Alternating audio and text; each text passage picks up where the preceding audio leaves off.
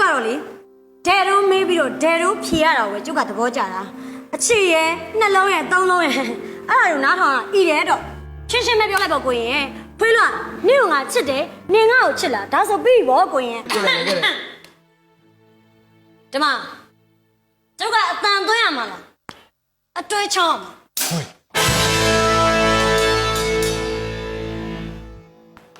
ဖွေး ဘာဖွေးလဲတော်အချက်လာပြမအောင်ကျုပ်ကစောင့်နေတာတော်ကအချက်မပြဘဲနဲ့ဒီမှာလာပြီးတော့ကြက်ကြနေတာလေကြက်ကြနေတာ ဖွေးလို့ ဘာတော့ နေထင်တာနေစွတ်ပြောနေတယ်သူတို့တွေကငယ်တငယ်ချင်းတွေဟာ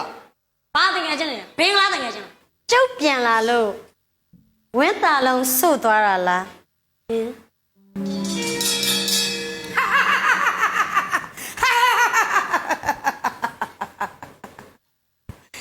လင်းမရတယ်လေပြီးတော့လေပြီးသွားတာပဲလက်ကားပါမူနေကြတာအခုတော့ပါအောင်ခေါ်လာခဲ့ပြီဘာတတ်နိုင်သေးတယ်ကျုပ်သမီးကိုလေရှင်တို့လည်းပြန်အပ်ပါတယ်